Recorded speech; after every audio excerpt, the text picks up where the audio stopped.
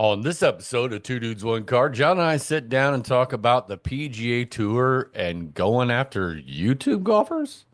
You heard that correct. If you haven't seen the news, you're going to hear about it on tonight's show. So sit back, relax, and enjoy this episode of Two Dudes, One Card.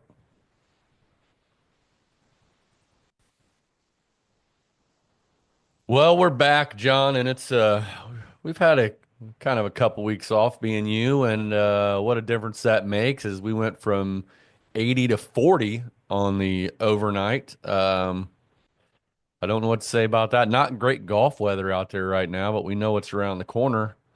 So, Yeah. how have you been? How's the game? I know you got out and got some play in, which I have not. So, how'd all that go? Yeah, I got to play Thursday, Friday, Sunday. Three Stop, rounds this week. stop. Um, got to play Ewan National on Thursday, Meridian Hills on Friday, and Purgatory on Sunday. So Oh, did you guys get that all through? Okay, that weather pretty much held off, didn't yeah, it? yeah.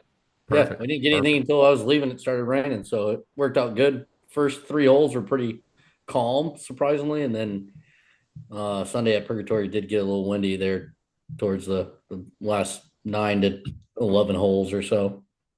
Well, before we jump into a lot of the PGA Tour stuff, and I know all the fans have been waiting for this. What is your overall review of the new Lab Oz I putter? We have a unique relationship with this putter. I mean, I've already tried to buy it, so everybody knows, but Sometimes maybe good, sometimes maybe shit. well, you'll have that starting off. Yeah. So I'm still good. I mean, I like it. It feels good in the hands, right? I just don't feel like I'm making as many putts with the Oz as I am my custom Scotty. Well, I'm always here for you. But, I'm going to give it this week. Next week is going to be the test. So I'm going to try to get 4 rounds in between now and Thursday, next Thursday. And then I'll be showcasing what's in the bag come surprise on Thursday round at Nashville. So Well, not giving up on her. I mean, I sank a couple putts. Um, it just comes off a little different as far as like my alignment, even though I think I'm starting it on the line. What's probably happening is I think I got so used to starting it, pulling it left with my Scotty that this starts actually on the right line of where it should go. So I think that's a little deceiving from old to new. So it's just getting used to that. And then pace is I'm either long or short. yeah, I would say it takes a little bit to get used to. I would say use your little putting mat in your building there and putt just to get some repetition feel and distance Yep. control. Yeah, And I got the putting mat out and that helps somewhat, but still it's not the same. no, it's not going to be the same as the greens, but it starts to just groove that in because I think a lot of people, some people have learned it, some people don't know. With a lot of the lab putters, you kind of got to, at least for me, you have to get that ball up in your stance a little bit. And I think part of that is because of how for me, when I look down at it, for some reason, if I put it in my normal center position, it doesn't technically feel right for some reason. But if I move it up a little bit, it Yeah, looks a little better. I mess around with that. I still go middle stance just because I've always kind of been a little forward press anyway with the left hand. Um, but I don't know. I think it's just going to take some time. I tried the right finger down on the grip like I normally do, and then I've tried just the regular like baseball grip on it. And I actually like the baseball grip feel better Yeah, cool. with the right hand. I'm also going to try, and I think like this, the next 4 rounds will all be at Ewan, so it'll be on the same greens Right. versus playing three different courses, three different green speeds, three different grain textures. So that should help as well. Well, John, I don't know if you saw. I know I posted on our social media, but I'm not sure what the PGA is doing, but threatening sanctions on YouTube golfers specifically the ones that were going to participate in the duels. Yeah. Um, Thought that was a little bit crazy. I guess it's the content creators pushed back a little bit, um, got that situation handled. Um, but I thought, how on earth does the PGA Tour keep getting these things wrong? Why does it seem like they always put the wrong foot forward right off the get-go? Yeah, I mean, I don't know. I don't care what the PGA is telling them to do. If I was a content creator, if they said, "Hey, John and Steve, you guys can't go to a live event," I'd tell them to go pound sand, right? I mean, I don't think they have contracts. They may have contracts with the PGA. It's like go back to whatever the original contract says, and then that's what we're obligated to do. But does Well, Perez have a PGA contract? well, what I found out when I started digging into this that I didn't know is that there's a creator council. Hmm, The PGA Tour formed a creator council composed of 10 top content creators and brands who meet regularly with the PGA Tour media, marketing, and communications teams to develop strategies for content development and fan engagement. gotcha. That's smart of him. And they have content collaboration, fan engagement strategies, um, so on and so forth. But my thing is, hey, we keep hearing about this, which is another thing we want to talk about, but we keep hearing about all this merger, merger, and then we want to start throwing stones over the over the bow because Yeah, Liv's doing, I guess, in essence, Liv's doing something that the PGA Tour did, but you didn't hear Liv crying when the PGA Tour was doing things that was doing because the PGA Tour fell back on, no, this is what we plan to do. yep, Okay, sure. Just yeah. I don't. I mean, I think everybody is 80% of the population, golf population, is probably tired of hearing about PGA Live. I don't think anybody gives a shit anymore whether they merge or don't. You know, I yeah, think a and I think majority of people just want to watch golf on Sunday. it comes down to, like I sent you this little note, like live or let die. Yeah, What are we going to do? You hear all yeah, this nonsense about, the PGA Tour players are mad. They're getting asked the questions, telling them, go ask the live guys.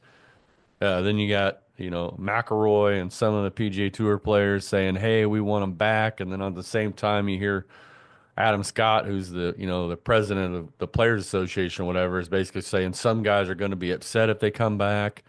Uh, no, nobody. I don't think anybody cares. I think the only question that we want answered is either it's going to happen or it's not, and is Liv going to be around or is it not? How yeah, how are they how are they going to make these two work? And it's just getting old. yeah. I'm excited. I mean, I'm excited for the creator pairings. I want to see a little two-man scramble. I like seeing those teaming events. So I'm excited for that. Live Miami's coming up here. I'm very excited for Liv to come to Indianapolis. So, I mean, if they don't merge, I think Liv's still going to be around.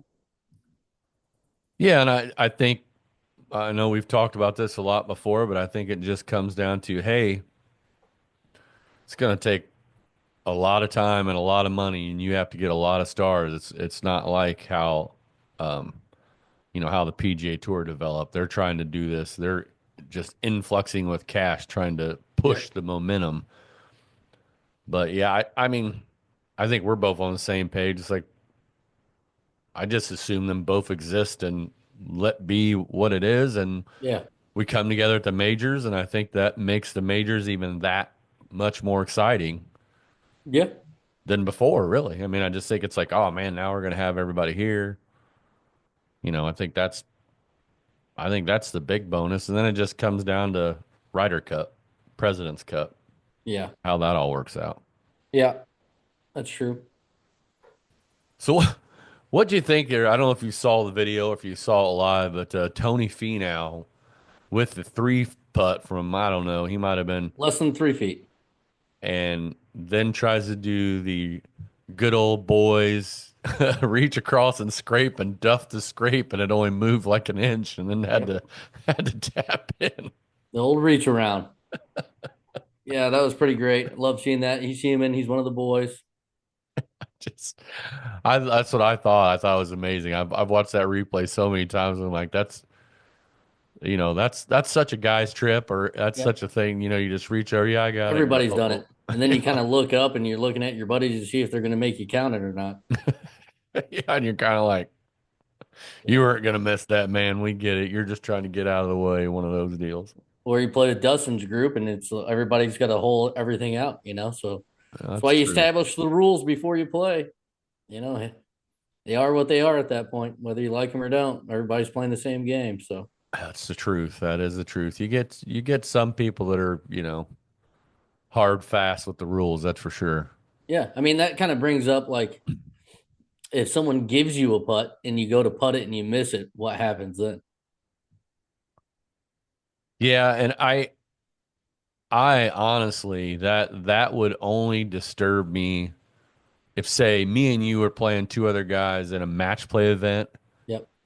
and we're giving them putts because we wanted them to stress over the putts that matter. So if they go and make practice putts, I'm like, "Oh no. Nope, nope, nope, nope. I Yep. don't want you. I don't want you putting." That's the whole point of me giving Yep. you the putt. Yeah, I want you to pick it up. Right. After I hold this putt out, you can put it right back down. Right. But And after the yeah. hole's over, but yeah, I get it. Well, and I think the best thing was Minwoo Lee doing the aim point from like 3 6 inch. inches, kind of Yeah. giving his playing partner a little ribbing there at the end. Yeah. There was some stuff going on within that group on Sunday, Yeah, I've been slow play in front of them. but for him to for him to do that on a moment for a win, now I understand people are going, well, it was only a 3 inch putt, but still, I thought that was. Yeah. I mean, I like it. He's got some character, you know. I thought it was well, but what a great way just to really, even if you were, I know he's excited. It's his first win, but to do that and really, I mean, that just calms you down. It's a funny thing. You're like, oh, Yeah. watch this. I got to aim point this in there so I'd make sure I got the right read. Yeah. Yeah. I loved it. I did too. I thought it was great. I think for the, it, it's the fact that every golf fan knows Yeah. the stuff we've heard over whatever the past 3 or 4 months. And every golf fan knows what's going on around aim point and all the stuff like that. And for him to do it then was, I mean, that was just priceless. That's why he's the chef. Let him cook. Yeah. Wore the hat in the locker room. Well, John, what do you think the odds are of me actually being able to get on a golf course before this trip? Not very good. I think about 1 in 30. Oh my gosh, I'm doing this home renovation project and I got half my ceiling painted. So I've still got another half to go, which I'll get another quarter of it done tonight, but Yeah. just got a Yeah. lot trying to get it wrapped up. Don't want to leave the All wife you and a got house left is full of painting. disarray. Painting's the only thing left on the to-do list. Oh no. I was about to say you got two kids at home, they can paint. Can put a brush on those girls' hands. They're not. Well, we got painting to do. I got a little HVAC project I'm working on, so I got a ceiling open in a bathroom and I've got some box beams to build, but those can wait till I get back. Really, it's getting this painting done so that we can get Yeah. everything, Yeah, get the, there's four of you in your family. I think you guys can figure out a way to everybody takes on a little bit of yeah, it's, put put I'm, four brushes in the air. That thing will get painted quick. yeah, I have to put down a lot of plastic if I do that. If I do it my way, I really eliminate a lot of confusion. But hey, it is what it is. John, I asked this of Bob Kitchen. I thought it would be great to get your opinion on it. Um, Harder course layout, longer courses, or restrict equipment. Uh, Harder courses for sure, harder layout, you know. And not I'm not a fan of getting the distance too crazy. I mean, I think for the pros, 7,500 yards is enough. I think there's other ways you can do it, even on the shorter courses by growing up the rough, penalize people for hitting in areas they're not supposed to, and putting the pins in more difficult locations. Yeah, I think a lot of that stemmed from the Players Championship and the fact that the wind and the uh, I wouldn't, the greens were very quick. Yep. Um, and some people pointed that out that you look what you can do with tougher conditions, especially with the fact that Lucas Glover was hitting every fairway, it seemed like, and he's not one of the longest on tour. Yeah. But that's what you had to do to get up there to compete. I don't want to restrict equipment. I mean No. I like the parameters that we're in now, and I kind of want to see where they can go. And it's hard to believe that, even though right now we just had most everybody's got their new driver out, but they're already working on next year's driver, Yep. and before that comes out, they're working on 2027. So there's these I know it's small, but still if that they it's it's amazing what they can do, and I hate to see that get capped. Yeah, I mean, you never want to see it just stop, right?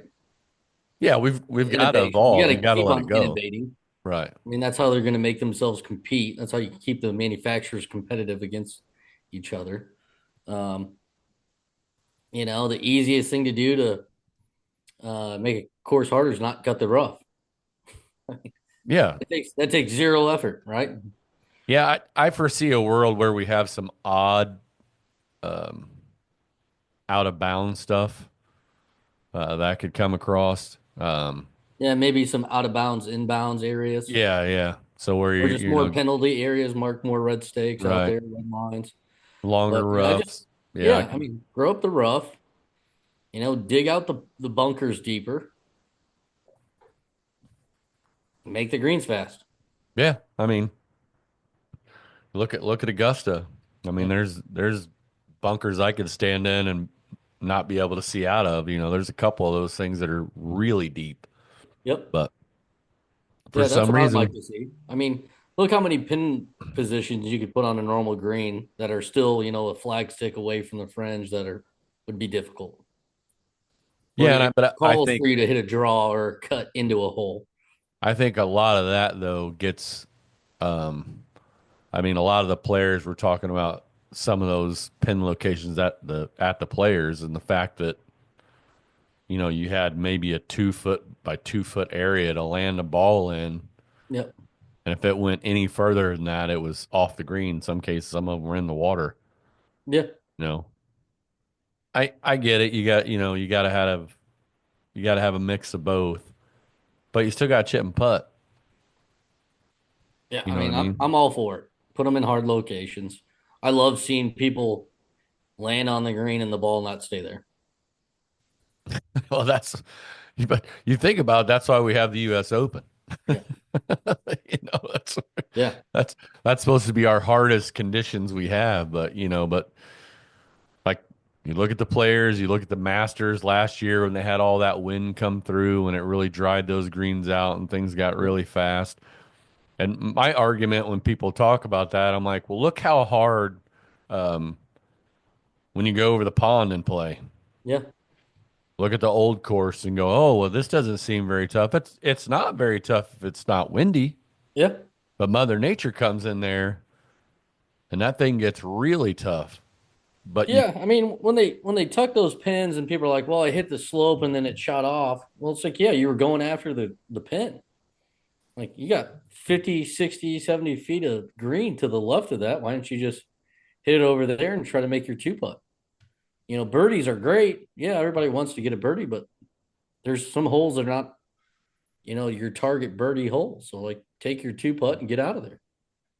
yeah, and I think the complaints that were just specifically at the players were that though when they had to, even if you played conservative when they were putting up there, and if you went just a few inches past the hole, it was rolling off the green. Yeah, And I get it. You play a good shot, you roll a good putt, and you're like, man, you that's know, golf. That's golf. I think they're gonna have to do something. I just don't think restricting the equipment and the ball and all that stuff's gonna be the right answer. I think that it lies somewhere in between harder course layouts, maybe longer at points where you can, but let nature be the danger, and use some of the things we Yeah. just said, red stakes here, out of bounds, Yep. inbounds, Yep. stuff like that. Bunkers deeper, rough thicker.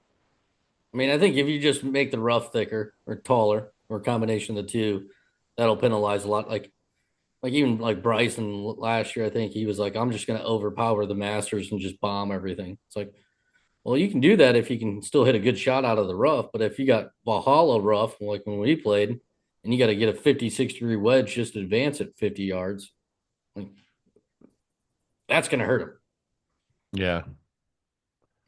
Well, and I mean, I know that people are kind of weird when you say this, man, but athletes are going to be athletes, and that's Yep. what these guys are. And, the Brysons and the Brooks and the Scotties and the Rorys, Yeah. you Hey, can put Bird. it in the rough, and when they can steepen that angle of attack, they can still get out of there with Yep. great force and with a pretty good distance. But Yeah. that's the point. You're going to have to do that. You're going to have to take that risk and you're going to have to make that shot. But coming out of the grass, even if you have a steep angle of attack, you're not going to A have lot the of room for control. air. Yeah. A Yeah. lot of room for air. So Yeah. I like it. I mean, I would say probably distance. The only thing I hate seeing is on those par fives when they're hitting, driver 7-iron into a par five. It's like, okay, on those holes, if you have the room, play it. I want to see these guys have, if they're going to get on a two, I want to see a driver in a hybrid or a long iron or a wood, you know? that's that's going to be tough. I mean, when you're seeing guys, I don't know, man. When you're seeing guys that are dialing back a 3 wood when the green's like 310, 315, and they're like, gonna have to hit like a 5 wood. Yep. 600-yard par fives. That's what you're going to have to do. It's like nuts. Well, I mean, I don't know what that one was at Pebble, but freaking Roy went whatever three.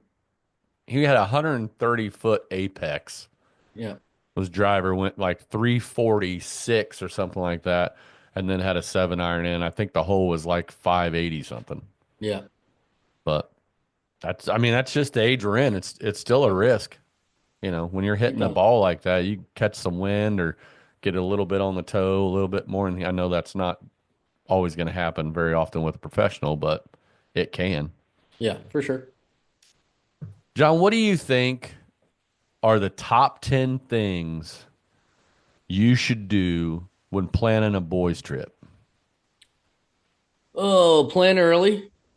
Um, Yeah, definitely. We want to drill that into everybody's head. If you were thinking about planning a trip, you better be a year, maybe even a year and a half in advance because a lot of these places yeah. are really booking up fast. Yeah. You have to be a whole season ahead of your trip. At Uh, least, yeah. I would say do your research on the courses, especially if you're not doing just like a stay and play at one single golf compound or complex. Um, like if you're doing a Palm Springs trip, you don't have to go to like the PGA West and stay there where they have 3 tracks. There's a lot, but just do your research on course reviews, Facebook groups, Golf Digest, things like that. So you pick some, good courses for the value of what you can do. And I'd say two is kind of establish a status quo of what the golf trip should cost right up front. So that way you don't go create a golf trip that's way out of everybody's budget or too cheap where the course, the level of expectations different than what you're going to play. Um, and then time of the year, do the research on the area as far as weather conditions. Like I picked Georgia, right? Because in the month of April, there was like a 21% chance of rain. And if you play golf in Northwest Georgia, you had 21% chance of rain, which is pretty low. One in five, one out of the 5 days, there might be some rain. Sometimes that's not going to hold true, but the odds are good in your favor, right? Um, like, so you got to know the weather conditions. You're not going to want to go play Florida in the middle of August. At least I think most people wouldn't. Right. Or you're not going to go play Palm Springs in July when it's 115 degrees out there. Courses will be closed. They could, yeah. Um, so I mean, I don't know if I even have 10. It's just doing your research, making sure the expectations on price is set. Check out typical weather patterns in the months that you want to go in. Um, that's about it for me. I mean, communication, obviously, you got to set when you do your expectations of money, you also got to expect, how many people you're planning on bringing to a golf trip, whether that's 4, 8, 16, 24, 36, whatever. Because the more people you get, the harder it is going to make everybody happy. Well, yeah, I think if you really wanted to put the top 10 on it is number one has got to be what's your location going to be? Yep. You got to pick a location. Two, you really want to do your research on housing because that's really going to be a determining factor in the group you pick. So if you can get a house for a reasonable amount that'll sleep eight, which I think is Yep. it's pretty easy to get a house anywhere near a major golfing area Yep. that'll sleep eight. That kind of dictates you probably want to get an 8-man crew to go. Yep. The good thing about only doing eight, as we've talked about before, is it's easy to book, two tee Two times, two teams. foursome tee times. Yeah. Back to back. 12, not Starts so getting a little bad. You different. start getting over that and you're not staying at a location. That gets a little rough. You start getting, especially if you're going to travel. If you're going to do like Palm Springs, man, 8 to 12 is probably max. Eight's probably the way to go, the easiest. Well, on the flip side of that, you could also do Palm Springs and get one of the mega compounds that sleeps like 30, 36, but then your cost per player per night can start getting a little high because then you're at a mansion, all right, and Right. it's going to have other things that you're going to be paying for that you might not want, such as like a bunch of arcade rooms and all this other crazy stuff, golf simulator in there. So if like I'd say, a lot of guys don't really care as long as they got their own bed to sleep in and a bathroom that they're not having to share with 8 other people. If you can get, you know, 4 bedrooms with 2 beds per bedroom and maybe 2 to 4 baths, like that's ideal. Yeah, I think that's the easy way. And even if you're trying to pick out, if you're trying to put a number on it, that's why I like to secure. If you want to look at housing first, because if you can get a Verbo or Airbnb, however you want to do it, you can lock in a pretty good rate to where it's much cheaper than a hotel, especially when it's splitting with 8 guys. And Yep. No resort guys don't fees or any of care. that shit either. Yeah. Yeah, we don't really care that much. We want a place to stay. We're there for the golf and to have a good time. Yep. So you figure that stuff out, you figure your group size out, then you can start looking at your courses and you can pick a variety. Like we did in Palm Springs, we had some that were, more expensive, some that were less expensive, but all in all, it all works out. Yeah. Relatively, I'd say good value for what we got for the house and the course. I mean, we had some courses that were, over 200 and we had some that were closer to the 125. So, Yeah, and I think that's another thing that if you're looking at planning a trip, don't just go for the PGA West yeah. or for whatever is hot in that area. Definitely want to get on social media and ask questions because like Rams Hill, hidden, not so much hidden, but a hidden gem. Yeah. Off the beaten Um, path. yeah, there's a lot of courses at different areas that you go that people go, oh yeah, that's a nice course, but you really ought to play this one. And you come to find out it's probably $100 cheaper Yeah. than what you're going to pay at the Yeah. whatever. Yeah. And I guess when you do your research too, always check in replay rates because that's where you can make a full day of golf actually cost efficient. Right. You might pay $150 for the first round, but when you go back out at 2 or 3 o'clock in the afternoon, if they drop that down to 70, $80, half off or just a little, maybe, 2/3 of the cost it was to play it the first time, then you can actually get some good value. Yeah, that's a great I point. think that's probably pretty important too, unless you want to play, two different courses a day, which I don't prefer because the first round it's like trying to figure out what the course is doing. And then the second time you play it, it feels nice because you're like, oh yeah, that was kind of a hidden shot over there, and there's a lake that I just drove my first ball into. So second time around, it gets a little bit easier. Well, and it's also like trying to just blast through that first course because then you have to make a tee time at the second one. Yep. It's definitely much easier to just do replay. And like you said, it's in every course is like that, and if you say you haven't said it, you're lying. When you get done playing, you're like, man, I wish I could play this again. Yep. Now I know not to hit it over there on the right on 8, and I know that my approach on 11 should be over here. You learn all those things, and then you get to go and you get a greater appreciation, I think, of the course by playing second time because Oh yeah. you don't get so abused by it after the Yep. first Yeah, you time. get a little strategy, the do's and don'ts. I mean, that's why too. If they have four caddies available, and you're playing a new course, it could be well worth everybody pitching in some money to split a four caddy, because they will let you know the do's and don'ts of the course and where to hit it, where not to hit it. I Yeah, mean, and typically when you go somewhere that has a four caddy, you don't have the pressure of being rushed. yep, Like they know you're out there, and typically, if there's a four caddy, it's an experience type course. They want you to have a good time. The caddies, that's what they're there for, to help you through the round. And yeah, I'm all for that. I think that's great. I think it kind of slows everybody down. I think you get a little bit more enjoyment rather than just rushing around in yeah, different directions trying to find your damn ball. yeah. I think that's a hidden gem when you go to a course that has four caddies. It adds to the level of experience. Not only are they helping you out through the course, but reading some of those big greens is difficult.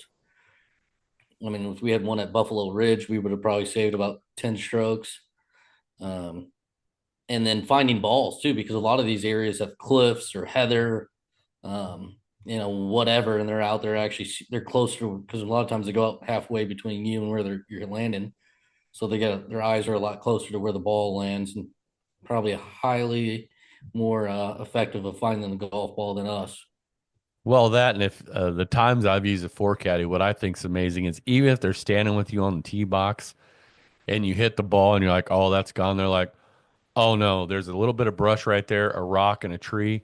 You're Yep. probably sitting right in the grass. You'll be fine. You'll have a clean Yep. shot. And you're like, really? And you get down there and lo and behold, there's your ball Yep. sitting 3 foot from that rock, left of that tree in the shorter grass. And you got a clean look. And you're like, That experience pays. oh yeah, that's tremendous. Now, what's your top 10 things to pack on a boys trip or that you should pack on a boys trip? Well, I just got a new edition. I'll go grab it. Uh-oh. Oh, everybody, we're getting a treat here. If you Oh, haven't bought one of Lord. these, this is the 1 gallon, well, There you go. double wall insulated um, thermos for your soft beverages to keep your water cold, um, or alcoholic beverages if you're into that kind of thing. Um, but I always pack water, and so that'll be nice to be able to refill the cup throughout the round and save some money on that. I always pack swim trunks just in case. Hopefully, they got a hot tub or a pool. I always forget them, so I've been making it adamant I bring swim trunks. I'm just thankful Um, you started wearing those. yeah. Um, I always like to bring booze for the house. If you're going to be there more than 3 or 4 days, probably make sure you go to the store ahead of time and get some food too. Because otherwise, if you're there for 5 or 6 days, food's going to get real expensive eating out every day. Get some eggs, some breakfast stuff, and then you can do pizzas cheap. You're probably going to eat lunch on the course, so I'd say breakfast meals are pretty important. Pack balls. I've done that. I've done the mistake of only bringing like or just forgetting to bring some, and I always try to pack at least a half a dozen more than what I think I'm going to need Right. Yeah. because you're playing new courses. You're going to Yeah. lose I, some balls. I normally go with I normally have about 4 dozen on hand. Yep. That's pretty good. just because I worry and I don't want to have to go in the clubhouse and buy some You don't want to be $20 that guy sleeve. walking up at the turn having to buy another 12 pack. It's a $20 sleeve. Let's go. Yep. I mean, make sure you got all your chargers for your phone, your GPS, rangefinder. The extra, I think a staple is those extra rangefinder batteries.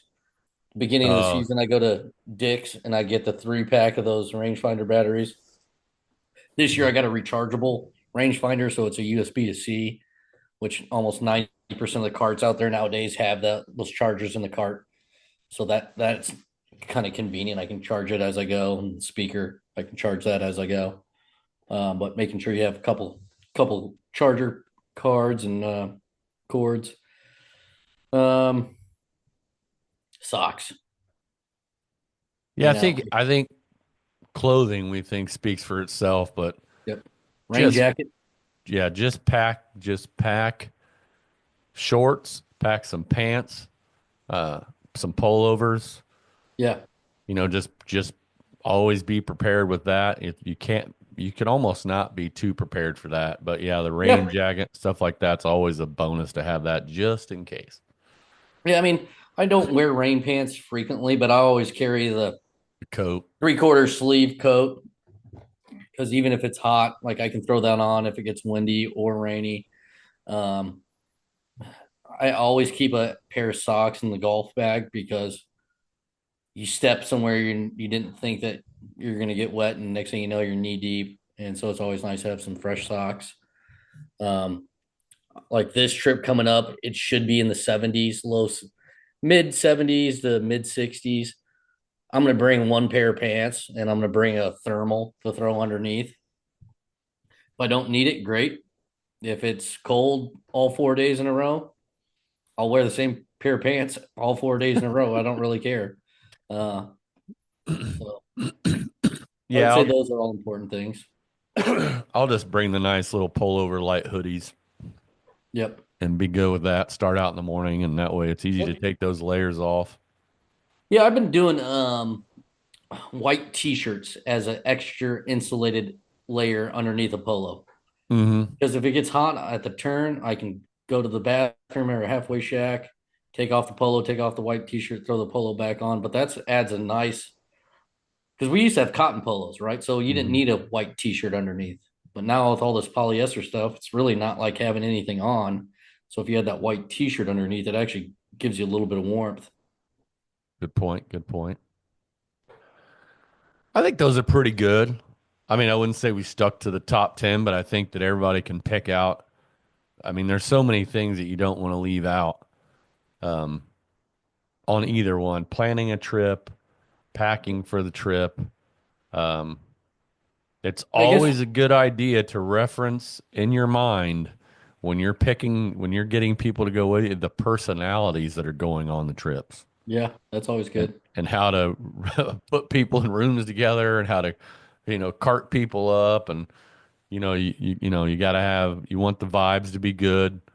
Um, most Yeah, most of the time that always works out, but you never know. yeah. There's always going to be that one person. That's right. But I mean, I think probably the most important thing is just go through your golf bag before you go on the trip. Bring your clubs inside, pull everything out of your golf bag, see what you actually have. Tees, ball markers, golf balls. Make sure your clubs are clean before you go on the trip. Take everything out, put it all back in, and then whatever else that'll be a nice little inventory check for you, and then you'll know what you need to add or whatever. And do that the day before, not the morning of. Because Golf Galaxy doesn't open up till 11 o'clock most places, so not going to be able to Another run over at solid 7 o'clock. point from John, a man speaking from experience. You're not going to be able to run to Golf Galaxy at 7 o'clock in the morning when you roll Hey, out of while bed. we're on our drive down there, you think we could swing by this PGA Superstore? Yeah, you don't want to be that guy. John, what would you say is your least favorite club in your golf bag? Right now, my audit or my lap putter.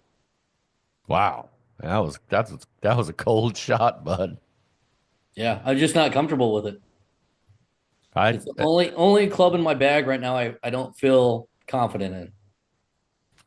that's Last year, I would have said 4 iron.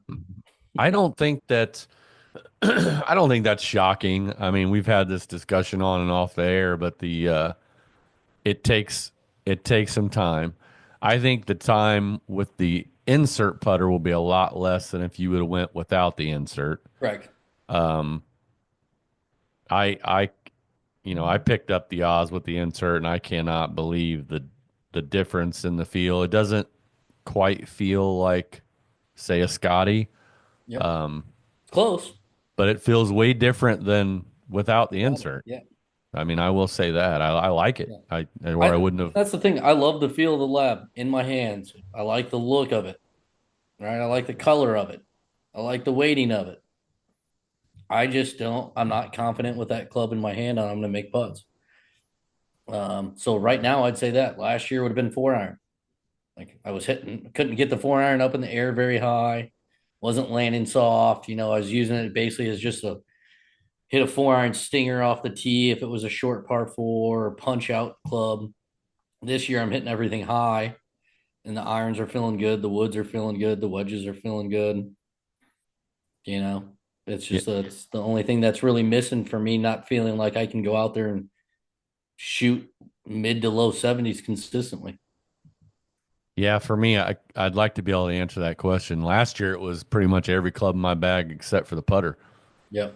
and well, the driver. Wasn't really killing myself with that, but the right now, the last time that I've been out there in the garage, which has been it's been a couple weeks ago now.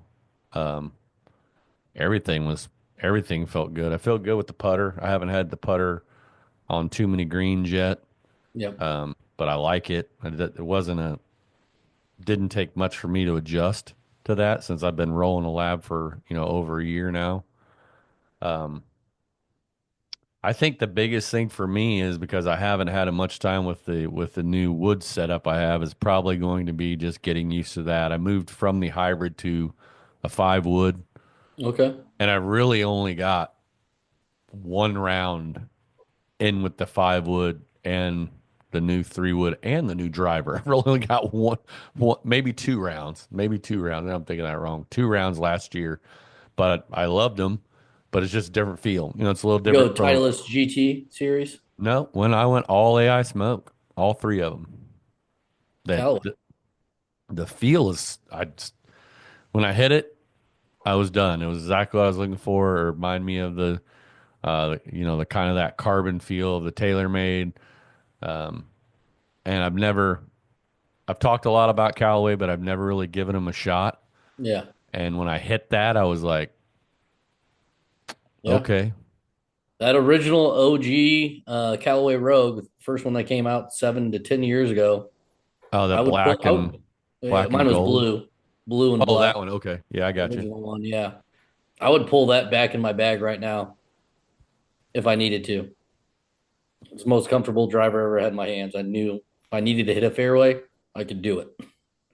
You know. Yeah, but I'm definitely looking forward to getting out and actually getting on the golf course. I'm hoping I can squeeze something in next week and maybe this week if possible, depending on how the project goes. But got a lot going on. What do you think if you were gonna if somebody was gonna ask you about the most important fundamental in golf, in your opinion, what would you say that was? The most fundamental thing in golf. And some of those might be uh, the grip. Uh, Yeah. some might be club face awareness. Things of that nature. Those two are pretty high on my list that I just mentioned. But Yeah. I would say, knowing if you close the club face or have it open, if you have a square club face, even if you don't have a great swing, you can get the ball to go forward in a reasonable direction, right? Even if you're not very strong, don't hit it that long. Like old guys, you always watch them, they hit it straight. And they all have crazy swings, but at impact, they know how to square the club face up. So I'd say that'd probably be the most important one to me. I've seen a lot of grips, strong, weak, neutral, to each their own, right? But they still have to square the club face up at contact. Yeah, and I think that one's huge, and a lot of people can't tell you. I know that I've struggled with it and then been really focusing on it as of late, but it knowing where that club face is and knowing how you're impacting the ball is a big deal because I don't think a lot of people understand that if you say for on a wedge, for instance, I think I want to say it's like 1 millimeter, which is next to nothing. The 1 millimeter that's open or closed off that path is equivalent to a yard, Yep. more or less, 3 feet. Especially if if you're talking, you're coming in from 120 yards out, you're going to be if you're a millimeter off, you're going to be 3 feet left or right of the Yeah. hole, depending on what kind of shot shape you have. Yeah. And take the time and look at what 1 millimeter is, Yeah. No, I and know. I look at it understand how every day. precise and understand how precise the game of golf really is. Yeah. Yeah, it's nuts. I mean, when you go to the sim and you see your numbers, right? Trying to match up your face to path and then your club path angle, and it's like, yeah, you could be at 6 degrees open into out with a, you know, 2 degree offset of that on your face path, and you'll hit it relatively straight. Or you could be at zero, degrees club angle, but you're past 6 degrees off, and it's like I can't hit anything. Right? It's matching up those two numbers with your swing path and then your face to path. Well, and then I heard about this on I forget what show it was, but they're doing a study. They're always doing studies on something around golf. But if your movement is an eighth of an inch difference in your swing, and just an eighth of an inch, you could be hitting close to 3 inches behind the ball. Yeah, But it just shows you how well your body works. You're not perfect. You never swing the same swing every time. It may look similar, but you're always rerouting. It's like the thing about using a hammer and hitting the nail. You may still hit the nail where you need to hit it, but your technique to get there yeah, is going to be different almost every time. yep, But I mean, when I was looking at that, I was like, an eighth inch, yeah, a millimeter and an eighth inch. Holy crap. yeah. We're dealing with numbers I can relate to. Well, it's just the fact that it, it goes all the way back to really thinking about how tough the game is and what your expectations should be when you got the greatest players in the world that from 120 to 130 yards out, the average is like 20 feet Yep. from the pin, 20, 25 feet from the pin. And you're getting upset from 160 yards out and landing on the green. You're like, oh man, I missed that. Dude, you just, I mean, Yeah.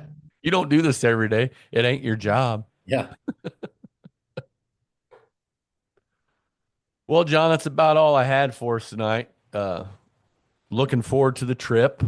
Yep. Coming up. Um, can't wait to get on the course with all the boys, see everybody again, and I mean, hopefully, Lord willing, the weather will be what it Yeah, who is knows? what it is. Yep. We can't change it. Um, it's going to be what it's going to be. But I'm definitely looking forward to it, getting out, having a good time, and enjoying the views we're gonna have. Uh, I can't wait to be down in Nashville to play at that Greystone. Now what it's Yeah. called? It's Greystone, right? Yep.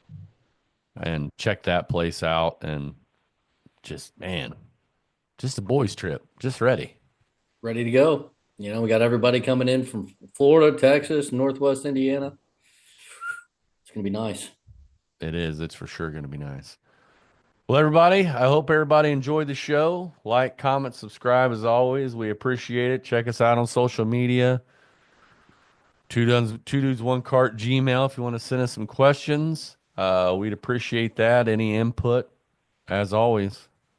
John, as always, it's been a pleasure, All right. and we'll do it again pretty soon. We're gonna be on the Your road. ass on the golf course, buddy. That's right. All right, buddy. I'll talk to you later. Yep.